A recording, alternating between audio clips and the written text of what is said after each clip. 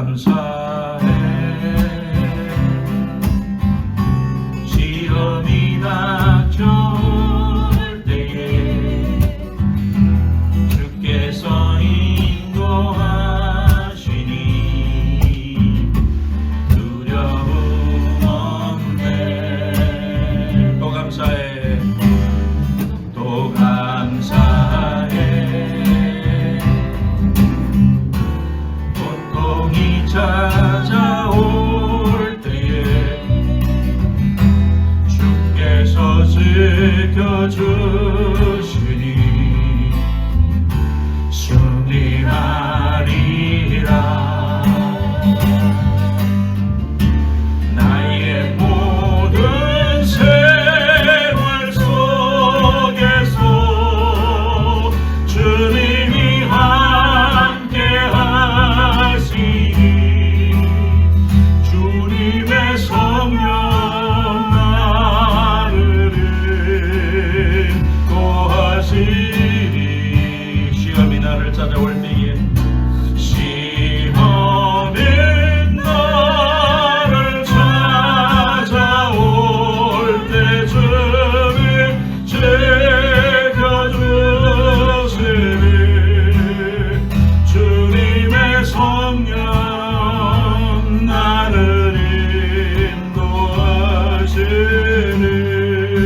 한 번 더 하겠습니다. 감사해. 시험이 닥쳐올 때에 주께서 인도하시니 두려움 없네. 또 감사해. 고통이 찾아올 때에 주께서 지켜주시니 승리하리라. 승리하리라.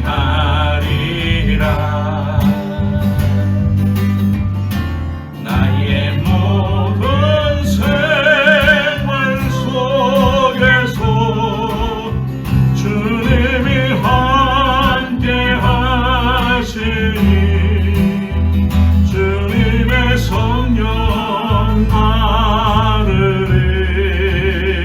인도하시니. 시험이 나를 찾아올 때 시험이 나를 찾아올 때 주님 지켜주시니 주님의 성령 나를 인도하시니.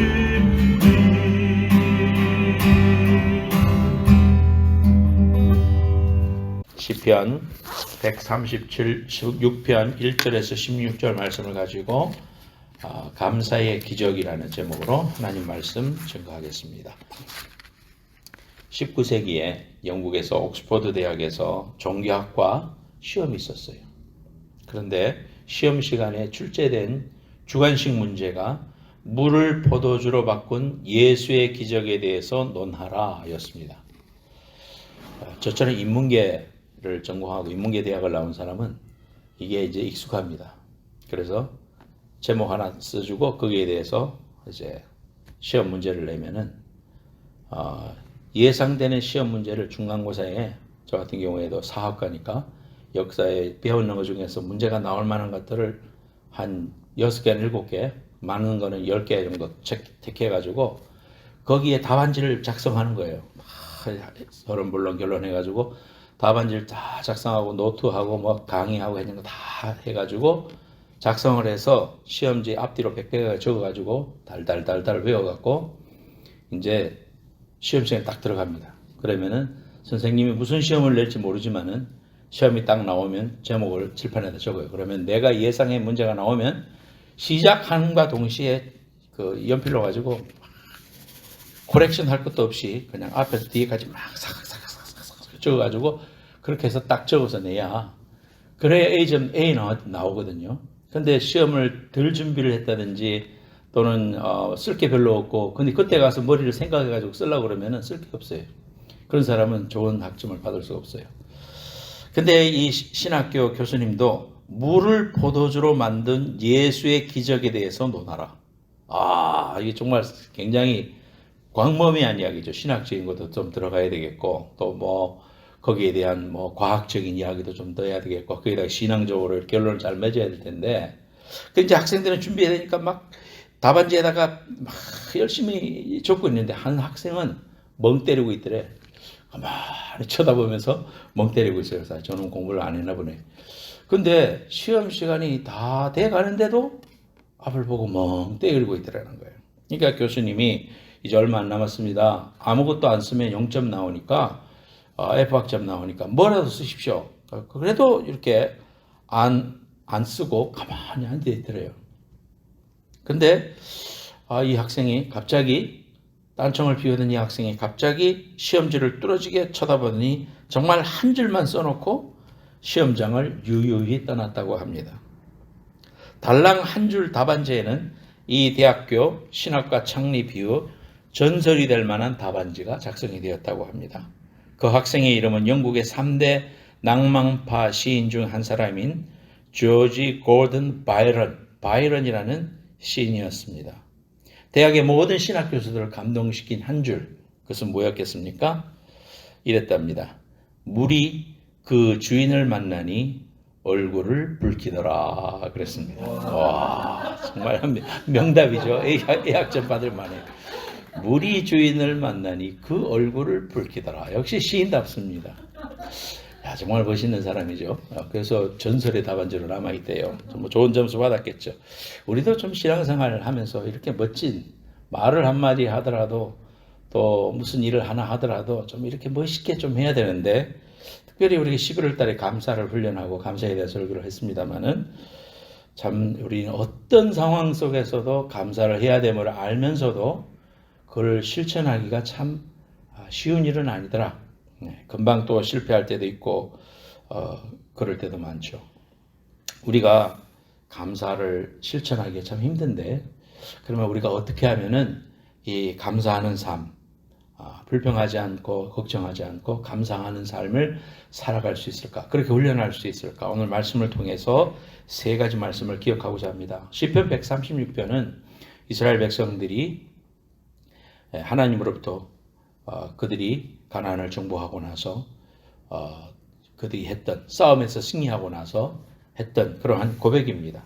그래서 이 말씀을 통해서 세 가지의 그 감사에 대한 그 이야기가 나오는데, 첫 번째는 창조주 하나님에 대해서 감사하는 것이 감사의 비결이다, 이렇게 말하고 있습니다. 세상은 의도적으로 하나님께 부정합니다. 그래서 사형리에 보면은 사람이 죄가 있다는 증거는 하나님께 대하여 무관심하거나 또는 하나님에 대하여 부정하는 자입니다.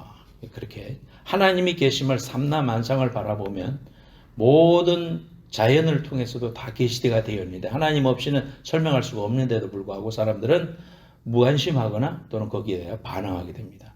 그래서 하나님께 대하여 반항하고 하나님의 존재를 부정하는 이러한 곳에는 하나님께 대한 감사가 있을 수가 없죠. 인간의 심성이 타락해 있기 때문에 그렇습니다. 하나님이 행하신 일을 부정하는데 무슨 감사가 있을 수 있겠습니까?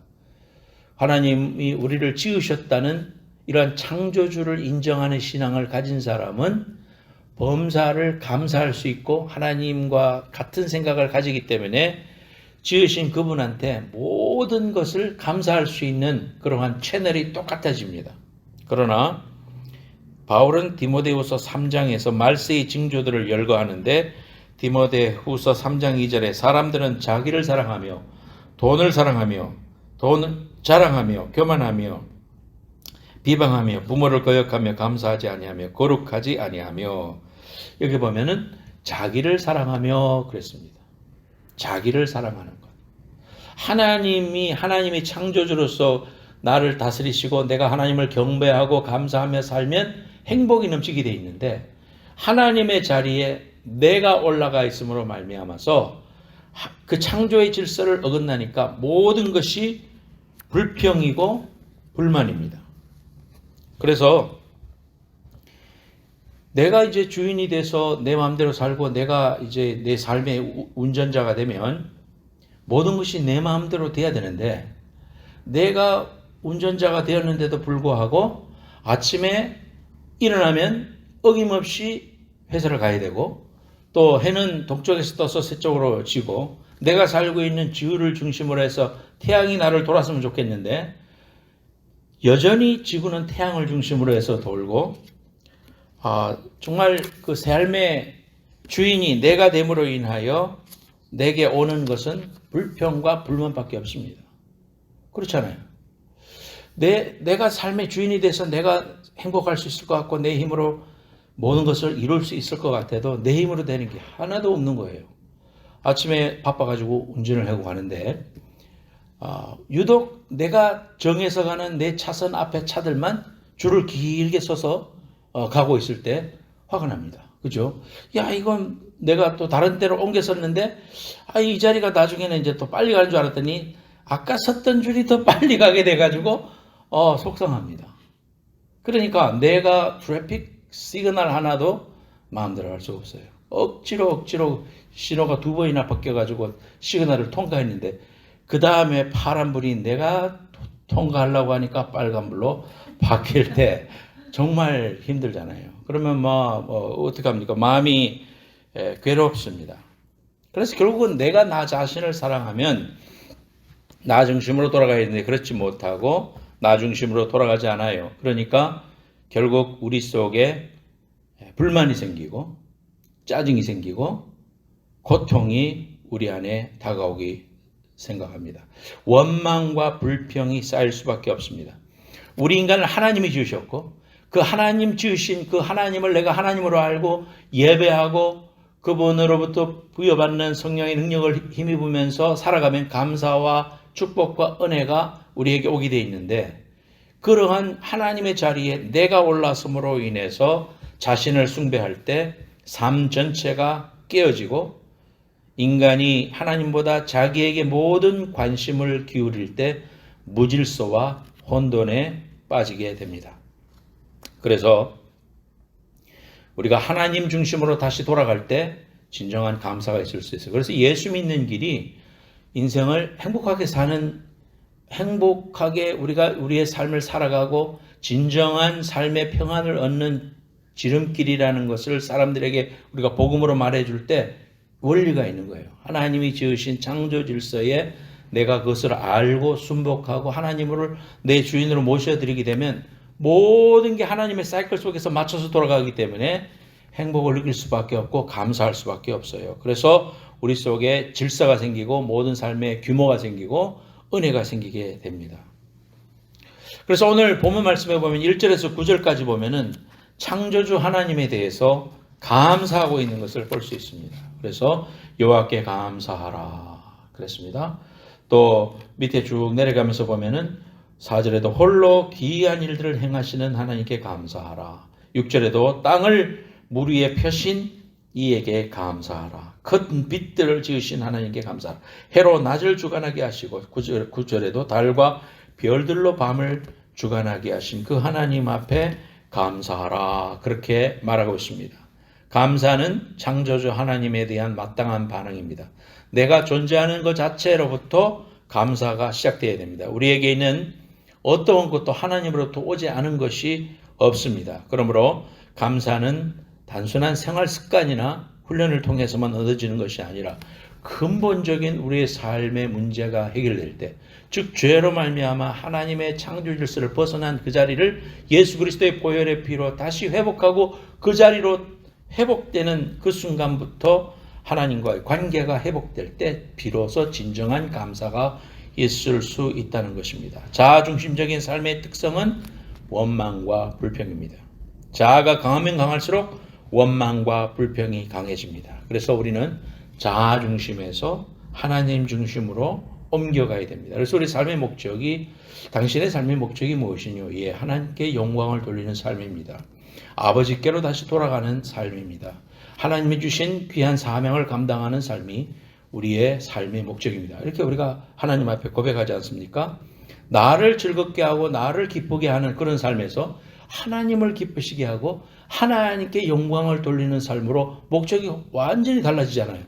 그럴 때 우리는 새로운 질서 체계 속에서 살아가게 되고 그로 말미암아 주어지는 우리의 삶의 결과들이 감사하더라 이 말이에요. 하나님을 하나님으로 알고 순종하고 따라가는 그러한 삶을 살아가게 될 때 우리는 진정한 행복을 느낄 수밖에 없습니다. 우리는 얼마나 이러한 영향을 받기가 쉬운 존재냐 하면은 세상의 문화는 자아중심적입니다. 나를 기쁘게 하고 나를 즐겁게 하고 내가 행복하려면 이렇게 해야 된다. 너는 이게 부족하기 때문에 이걸 더 채워야 된다. 세상은 자꾸 우리한테 부족한 거를 이야기합니다. 남이 내가 안 가진 거, 남이 갖고 있는 거 같은 거 그런 걸 자꾸 이렇게 그거를 채워야만 내가 행복할 것 같습니다. 집이 있어야 행복할 것 같고 좋은 남편이 있어야 될 것 같고 또 돈이 많아야 될 것 같고 이 세상에 사람들이 다 가지고 행복해할 수 있을 것이라는 것들이 있어야 행복하다고 말하는 것이 마귀입니다. 마귀 사탄은 속이는 겁니다. 그런데 하나님의 말씀은 뭐라고 하느냐 하면은 너와 나와의 관계를 통해서 하나님 안에 하나님의 자녀가 되면 너는 행복하다. 이렇게 말하고 있어요. 다른 걸 말하지 않고 그렇게 할 때 이 모든 것을 더하시고 내가 너를 책임진다. 내가 네 아버지다. 그러면서 창조의 아버지는 찬양 우리가 오늘 했지 않습니까? 그렇게 말하고 있습니다. 자아중심적인 삶에서 벗어나서 하나님 중심으로 돌아가야 됩니다. 제가 설교를 준비하면서 보니까 땡스기빙 때 또 크리스마스 때 각 나라별로 이렇게 컬처가 다른데 미국에서는 뭐 터키를 먹고 그럽니다만은 또 크리스마스 때도 우리 터키도 먹고 집안에 모여가지고 그러잖아요. 근데 한국은 가족 중심으로 모이는 날이 아니라 커플들 중심으로 또 연인들 중심으로 밖에 나가서 이렇게 부어라 마시라 하면서 이제 셀레브레이션하고 그러잖아요. 일본은 기독교 인구가 거의 뭐 2% 뭐 이렇게 안 되는데 그래서 국경일도 아니에요. 빨간 날이 아니에요. 일본은. 그래서 내가 책을 읽다 보니까 일본에는 희한한 문화가 있는데 크리스마스 때는 뭘 먹느냐? KFC 켄터키 프라이드 치킨을 먹는데요. 모든 사람들이 다 그거를 2달 전부터 예약을 해가지고 켄터키 프라이드 치킨을 먹는데 왜 그래 되느냐면 1974년경에 켄터키 프라이드 치킨을 광고하는 광고 회사가 크리스마스에는 켄터키 프라이드 치킨으로 하면서 사람들의 붐을 자꾸 일으키니까 결국 사람들이 먹는 거 보고 자꾸 사가지고 그렇게 해서 지금도 그게 문화가 됐다 그래요. 참 우리가 들으면 어이없는 거죠. 그러니까 빨간 날도 아니고 하니까 집에 들어가면서 일하고 들어가서 그걸 사 먹는다 그래요. 우리 인간이 한 나라의 컬처까지도 바꿔줄 수 있는 것이 이 매스컴의 영향이에요. 그처럼 우리는 영적인 존재인데 연약한 존재입니다. 하나님의 영향을 받느냐, 세상의 영향을 받느냐, 세상의 영향을 받기가 너무 쉽습니다. 그렇기 때문에 하나님 중심으로 살아야 할 우리 인간이 자기가 주인이 되어 자기 마음대로 살려고 하는 거, 이것이 죄라고 했죠. 그래서 기쁨이 없고 불평만 있고 좌절만 있고 반항하게 되고 이 나의 모든 원망을 쏟아부을 데가 없어가지고 때로는 중죄를 저지르고 세상을 향하여 반항하고 그러면서 큰 문제를 일으키는 그런 사람들을 우리가 보게 됩니다. 자, 그래서 우리는 하나님을 기쁘시게 하는 삶에 내 초점을 맞추고 그러면 우리의 삶에 기쁨은 저절로 따라오는 겁니다. 감사는 저절로 따라오는 것입니다. 하나님을 높이고 오늘도 내가 이 일을 통해서 어떻게 하면 하나님을 영화롭게 할까? 하나님을 어떻게 하면 기쁘게 할까? 그 일로 목적을 맞춰서 생각하면 내게 일어나는 범사에 일어나는 일을 통해서도 하나님이 내 삶의 주인이시기 때문에 지금 세상의 일이 내 마음먹은 대로 안 돌아간다 하더라도 시그널이 왜 또 막히나 이렇게 생각할 수 있지만 하나님의 영광을 위해서 사는 사람은 이제 어떻게 생각하게 됩니까? 무슨 뜻이 있겠지. 내가 여기서 조금 천천히 가야 할 일이 있겠지. 그리고 하나님께서 반드시 선을 이루시고 좋은 길로 인도해 주실 것이라는 믿음이 있기 때문에 감사가 되는 거예요. 하나님께 영광을 돌려야지. 내가 여기에서 화를 내고 사람들한테 삿대질을 한다고 해서 하나님께 영광이 안 되지. 하나님이 기뻐하시는 삶은 감사지. 섭리를 믿자. 하나님 내가 주인 되지 말고 하나님 주인 되게 해야지. 이렇게 하니까 감사가 우리 삶에 오는 거예요. 이것이 하나님 중심으로 살아가는 감사의 중요한 축복이다. 이렇게 성경은 우리에게 말하고 있습니다. 두 번째로는 하나님이 행하신 일들에 대하여 감사하는 겁니다. 4절에 보면은 홀로 큰 기이한 일들을 행하시는 이에게 감사하라 그랬습니다. 10절에도 애굽의 장자를 치신 이에게 감사하라 그랬습니다. 그래서 13절에도 홍해를 가르신 이에게 감사하라. 행하신 일, 우리를 고통과 좌절과 눈물 속에서 그대로 두면 지옥 갈 수밖에 없는 우리들을 하나님께서 우리를 건져내서 하나님의 놀라운 기적과 은혜로 인도해 주시는 것들을 생각하면서 하나님께 감사해야 된다. 그렇게 말하고 있습니다. 오늘도 하나님은 일하십니다. 계속해서 하나님의 놀라운 일을 이루시고 하나님의 섭리를 이루어가고 계시고 세상은 여러 가지 흉흉한 소식들로 인해서 참 어렵고 힘든 것 같아도요. 역사는 His story, History라고 하는데 His story, 대문자 H를 써서 His story입니다. 하나님이 역사의 주인 되시고 펜끝을 주관하고 계시는 분이기 때문에 우리는 우연히 그렇게 된 것 같고 때로는 재수가 좋았다고 이야기할지 모르지만은 하나님의 섭리였다는 것을 하나님의 은혜였다는 것을 우리는 부인할 수가 없습니다. 우리는 하나님께서 우리가 숨을 쉬고 있는 것, 맥박이 정상적으로 뛰는 것, 피가 순환되는 것, 밥을 먹는 것, 소화할 수 있는 것 이런 거 다 감사해야 됩니다. 어떤 사람이 아이가 크리스마스 때 양말을 걸어두고 좋은 선물 주세요 했는데 산타클로스가 즉 엄마 아버지가 거기에다가 선물을 넣고 크리스마스 It's a Christmas 하고 이렇게 뛰어가가지고 자문바람으로 안에 선물 보고 너무너무 좋아한다. 근데 그걸 보면서 그런 생각을 했대요. 그 양말에 우리의 발을 넣어서 양말을 신을 수 있음에 감사해 받는가 그랬답니다. 정말 이 다리가 없고 또 걸을 수 없고 힘들어하고 있는 그러한 인생들도 얼마나 많습니까?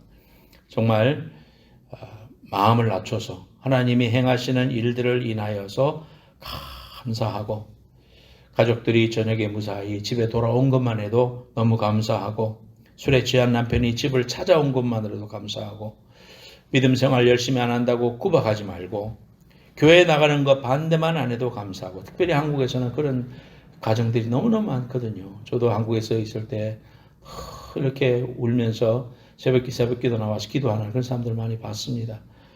참 교회까지 같이 나와 준 것만 해도 감사하고 하나님은 지금도 살아계십니다. 하나님의 귀한 놀라운 일을 행하시고 계십니다. 수수방관만 하시는 분이 아니십니다. 우리가 살아 숨쉬고 있다는 것, 하나님의 사랑 속에서 우리가 살아간다는 것을 우리가 감사하면서 하나님이 행하시는 일을 인하여 진심으로 감사할 수 있는 여러분들 되시기를 축원합니다.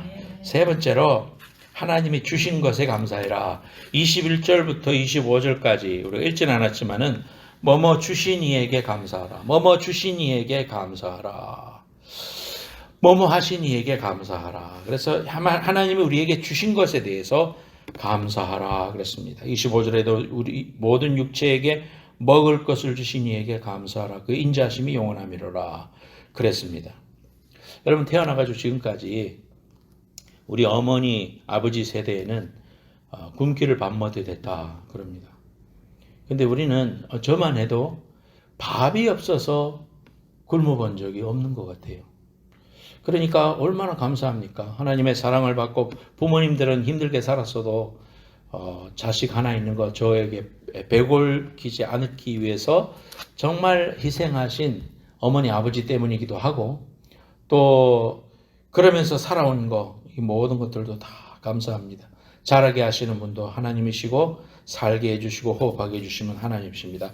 야고보서 1장 17절에 온갖 좋은 은사와 온전한 선물이 다 위로부터 빛들의 아버지로부터 내려오시나니 그는 변함도 없고 회전하는 그림자도 없으십니다. 그랬습니다. 주님은 산상보훈에서 공중에 나는 새를 보아라. 들의 백합화를 봐라. 먹을 것을 주시고 입힐 것을 주시고 또 엄마가 자식을 생각하며 장에 갔다 오면서 카스테라 사오시는 그 어머니와 같은 마음으로 우리 인생을 돌보시는 그 하나님으로 인해서 감사해라 그랬습니다.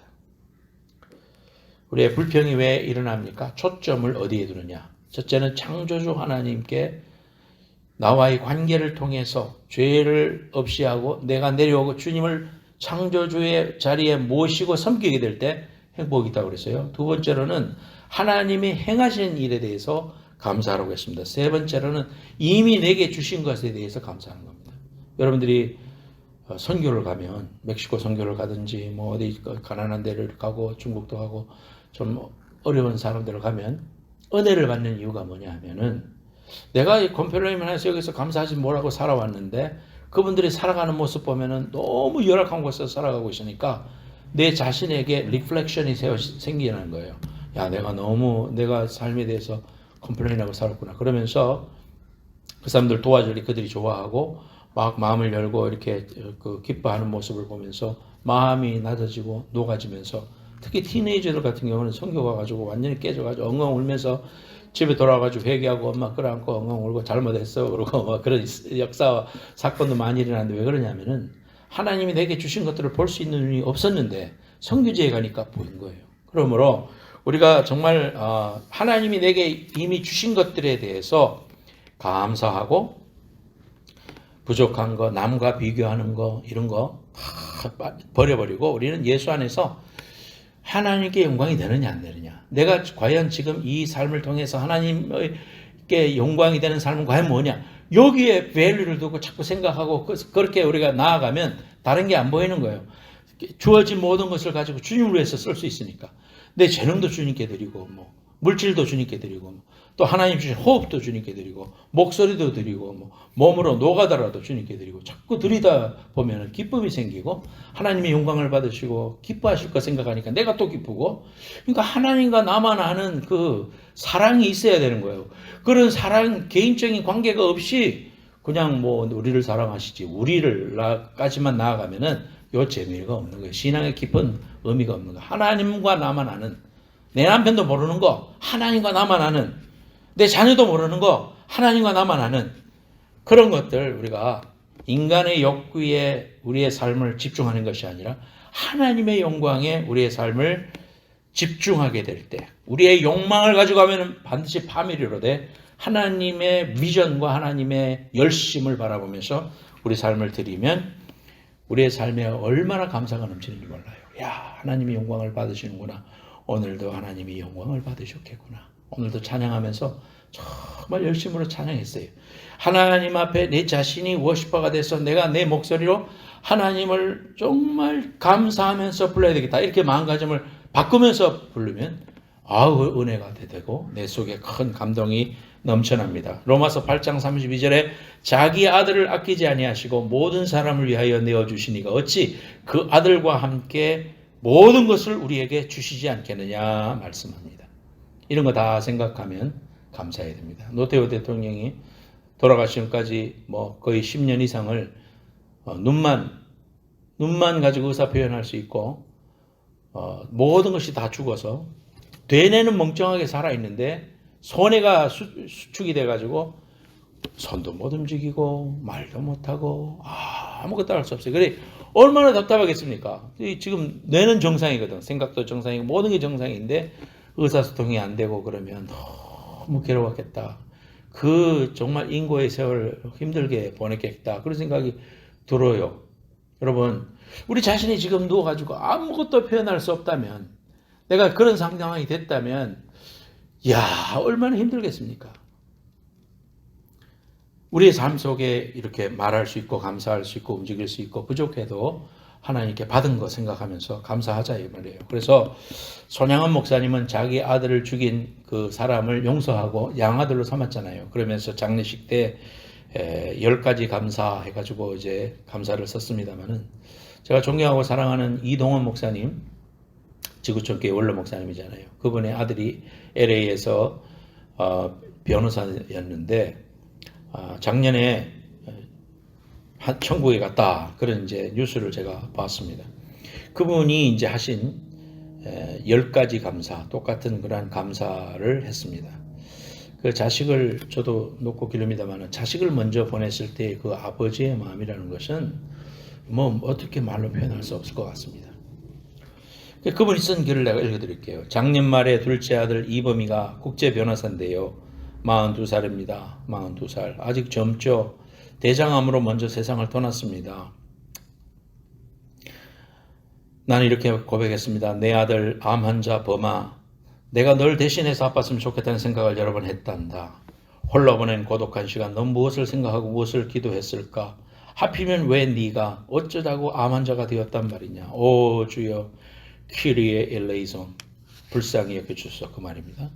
작년 2월 달입니다. 작년 2월 달에 대장암 4기 진단을 받았습니다. 우리나라는 매년 이 정기검진을 하니까 암이 조기에 발견되는데 미국은 우리나라처럼 의료제도가 잘 되어 있지 않아서 많은 보험료를 내야 되고 또 일부러 가서 검진을 받기 전에는 발견하기가 힘듭니다. 발견될 때는 이미 좀 늦게 발견됩니다. 2020년 2월 달에 대장암 4기로 진단을 받고 수술을 10번 이상을 했는데 그리고 항암 치료와 투병을 하다가 작년 10월 9일 그러니까 2월 달에 발병해서 8개월도 안 돼서 세상을 떠납니다. 그날 밤 아들을 품에 안고 이동훈 목사님은 울부짖었습니다. 내 부친 그러니까 너희 할아버지를 이 땅에서 보내드릴 때도 그렇게 아프진 않았다. 그런데 보낼 준비가 안 된 자식을 먼저 보내는 것은 주님 너무 아픕니다. 내 진짜 아들 범아, 네가 벌써부터 그립다. 보고프다. 너와 말다툼을 하던 그 시절이 눈물겹게 그립다. 너 왜 대답을 안 하니? 하늘의 별이 된 내 아들 범아, 대답 좀 해봐라. 아들을 부둥켜 안고 울었습니다. 아들의 장례 예배 때, 천국 환송 예배 때 10가지 감사를 드립니다. 첫째로 아들이 그 지독한 암의 통증에서 해방되어 감사합니다. 둘째로 영광의 날에 천국에 입성하여 감사합니다. 셋째로 그동안 유머가 많았던 아들을 인해 누린 기쁨을 인해 감사합니다. 넷째로 단 한 번도 불평 없이 자랑만 하던 아내와 애교덩어리 손자를 남겨주어 감사합니다. 다섯째, 어려서 게임을 좋아하더니 게임 변호사가 된 것 감사합니다. 여섯째, 아들의 고통을 통해 예수님을 내어주신 하늘아버지의 고통을 알게 하심 감사합니다. 일곱째, 아들의 암 투병을 통해 수많은 암 환자의 고통과 연대하게 된 것 감사합니다. 여덟째, 또한 자식을 먼저 떠나보낸 수많은 부모들의 고통과 연대하게 되어 감사합니다. 아홉째, 아들의 치유를 위해 기도한 수많은 중보 기도자들과 한지체가 되어 감사합니다. 열 번째, 아들이 간 천국을 더 가까이 소망할 수 있게 되어 감사합니다. 이런 시를 남겼습니다. 하늘에 있는 아들 범에게 아들아 수고했다 고생했다. 아들아 넌 내게 최고의 선물이었다. 내 아들 범아 편히 쉬거라. 다 잊고 그리고 곧 다시 만나자. 내 사랑하는 아들 범아 See you in heaven. heaven에서 만나자. 여러분 어떤 절망이 온다고 할지라도 어떤 문제와 어려움이 다가온다 할지라도 천국 소망을 가지고 넘치는 감사로 나아가는 여러분들 되시길 바랍니다. 절대 감사하고 다 죽었다 깨어나도 독생자 예수 그리스도를 우리에게 주신 하나님 아버지의 마음, 우리가 그 사실을 기억하며 은혜에 감사하고 평생 감사하고 죽었다 깨어나도 감사하고 또 호흡 있는 한 주님께 감사할 수 있는 저와 여러분들 되시기를 예수님의 이름으로 축원합니다.